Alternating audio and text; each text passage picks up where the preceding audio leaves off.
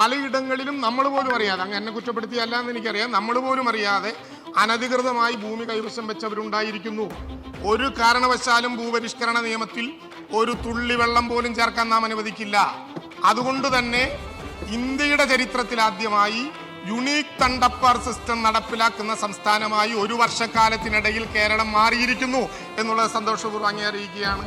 എങ്ങനെയാണ് unique തണ്ടപ്പർ system? കേന്ദ്ര വിവര സാങ്കേതിക മന്ത്രാലയത്തിന്റെ പ്രത്യേകമായ അനുമതിയോടെ കേരളത്തിലെ എല്ലാ തണ്ടപ്പേരുകളും ആധാറുമായി കൂട്ടിയോജിപ്പിക്കാനുള്ള അനുവാദം ഇപ്പൊ ലഭ്യമായിരിക്കുന്നു.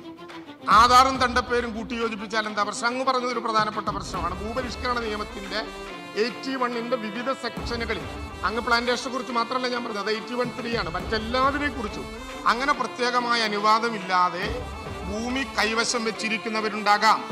പല ജില്ലകളിൽ, കാസർഗോഡ് ജില്ലയിൽ ഒരു തണ്ടപ്പേര്, തൃശ്ശൂർ ജില്ലയിൽ ഒരു തണ്ടപ്പേര്, ആലപ്പുഴയിൽ ഒരു നമ്പർ, ഇങ്ങനെ വിവിധ സ്ഥലങ്ങളിൽ വിവിധ തണ്ടപ്പാർ നമ്പറുകളിൽ ഭൂമി 15 ഏക്കർ വെച്ചവരുണ്ടാകാം. ഇതെല്ലാം കൂട്ടിയോജിപ്പിക്കണ്ടേ?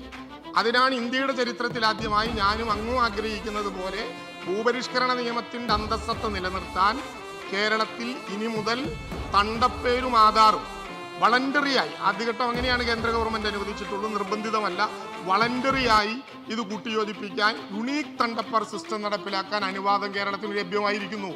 ആ നടപടി ഒരു വർഷക്കാലമായി കേരളം കൊണ്ടുപോകുന്നു.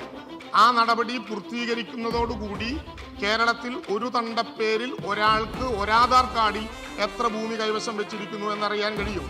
അതല്ലാത്ത ഒരു തുണ്ട് ഭൂമി ഉണ്ടെങ്കിലും അങ്ങൊരു സംശയവും വേണ്ട, കേരളത്തിൽ അനധികൃതമായി ഒരു തുണ്ട് ഭൂമിയെങ്കിലും സൂക്ഷിച്ചു വെച്ചാൽ ആ ഭൂമി തിരിച്ചു പിടിച്ചു മിച്ചഭൂമി പറയപ്പെടും പ്രകാരം ഭൂരഹിതരില്ലാത്ത മനുഷ്യർക്ക് വിതരണം ചെയ്യാൻ ഉത്തരവാദിത്വത്തോടെ ഈ ഗവൺമെന്റ് പ്രകടിപ്പിക്കും. അതാണ് പുനലൂരിൽ ആദ്യഘട്ടത്തിൽ നടപ്പിലാക്കാൻ പോകുന്ന ഏകീകൃതമായ പദ്ധതി. യുണീക്ക് തണ്ടപ്പർ സിസ്റ്റം ഈ കേരളത്തിൽ നടപ്പിലാക്കുകയാണ്.